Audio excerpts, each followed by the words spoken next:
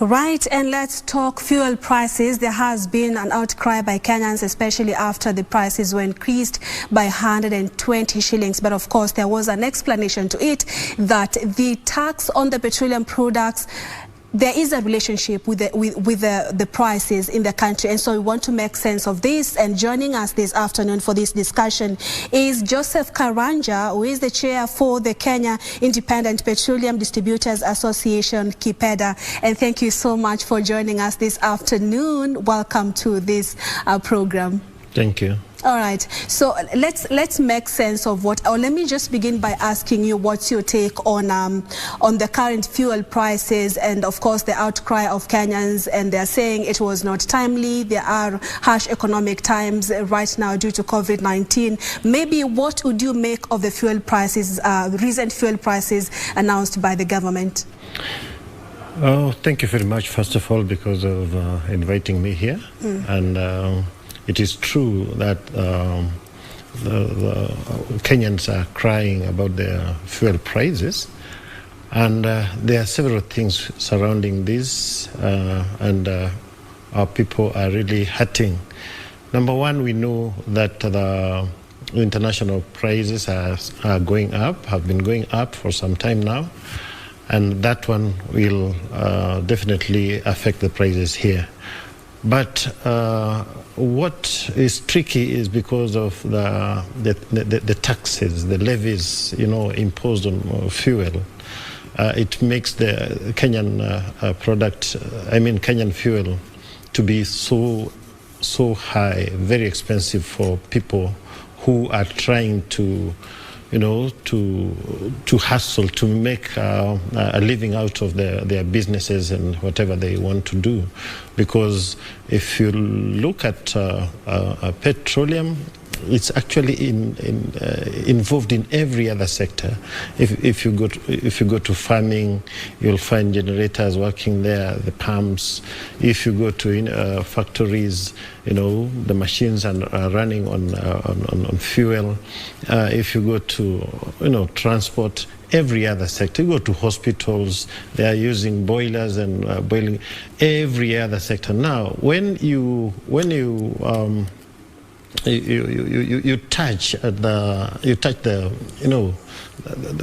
lifeblood of the economy, then you strangle everybody, which the government has done because they have imposed very high taxes and so many different levies. In fact, if you look at what entails the price build-up of Kenyan fuel, you'll find that we have 9 different taxes. Okay, there are 7 levies and 2 taxes, such that the figure becomes so high, even higher than many other nations. Right now, those people who are doing international transport,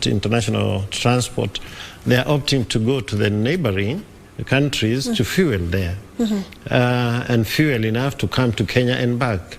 But before then, we were just fueling from here. You fuel enough for your truck to go to, even if it is DRC, and come back with the same fuel. But now, you find that people are just putting a little to reach you at the border, then they buy from there. This is the same product. We are the people who supply the neighbors. We import catering for the neighbors, such that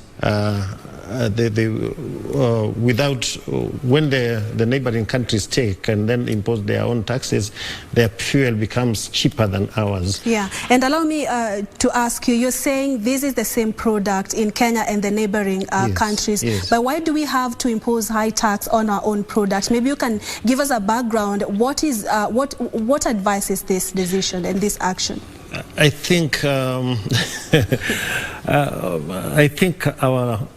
our managers kind of did not want to think of other ways of financing the treasury, and so they are just thinking of one source. This is fuel, such that any other small you see even during this pandemic, the period, they were still adding some new taxes into the fuel.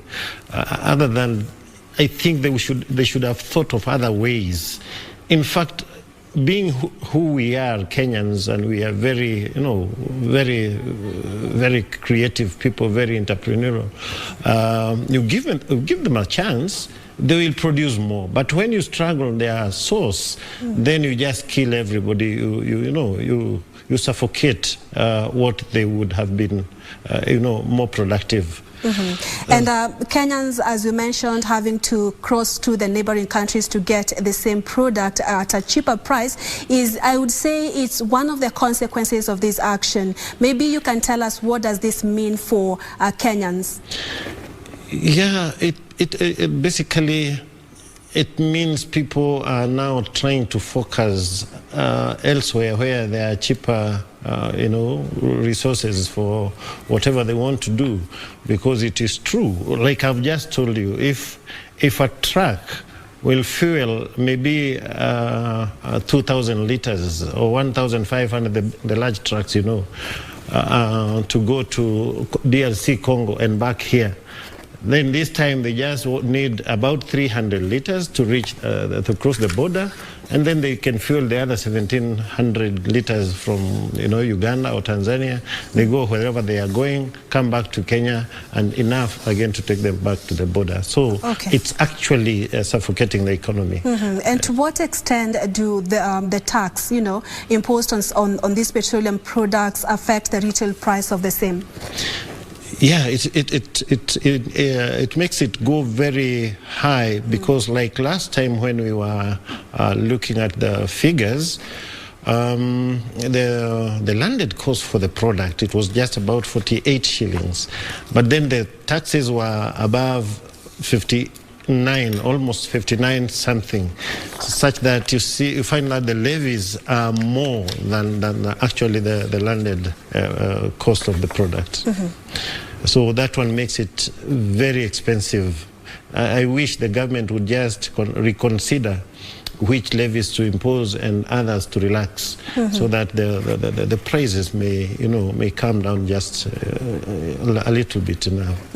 And as the government reconsiders, maybe from an expertise point of view, what do you think should be done to lower the prices, the pump prices, without even affecting, if I may say so, the government kitty?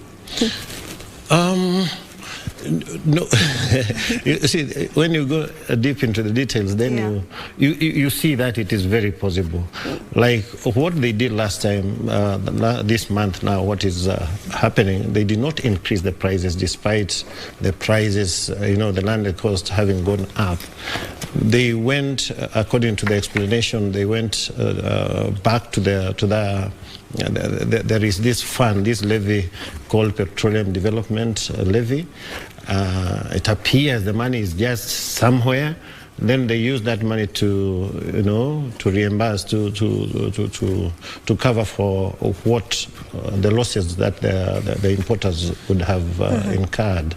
Now, if that figure, if that money is just going somewhere to be saved, there is another one they call 18 shillings for anti-adulteration. This is something that they should have done, using the human resources, because what the APRA claimed is that kerosene was being used to adulterate the other products, and so they imposed 18 shillings levy to that product so that people may not use that one. Now, this is work which would have been done by somebody, to cover, to protect, to make sure that kerosene is not being... But when you impose now a price on it, you add a cost to it. This is just, using money to punish, charging everybody else, not even the culprits. Okay. it's the people in the offices. I need to just be a little bit more, aggressive in their work, and the prices will come down. We have also complained about some allowable losses. You see, when you come out like us, and you are answerable, you are accountable to every other coin, then you have to minimize your losses. When the government now comes in and just, says that we can allow this for these losses, then you are encouraging losses in that. These are things, small, but they are, when you bring them together, we find that they matter a lot. They factor a lot of. And because of time, let's quickly shift our focus to the independent and the small petroleum distributors, raising concerns of what they term the unfair distribution of these products. Maybe what's the status, if you can update us, and how best should this process be improved? That's where we are, and that is why we are as an association, because I think from the beginning, when the liberalization was done, the policies and the systems which were there did not change, such that they were not considered, and whenever a small trader comes into the business, he's forced to follow what has been said by the majors, such that it becomes very tricky. Right now, even to access products, it becomes so hard. Somebody can change prices anytime. You go to a supplier, he has 3 levels of prices. Yours is different from this other one, and we feel very much. We are not happy because the system does not cover for us. It does not.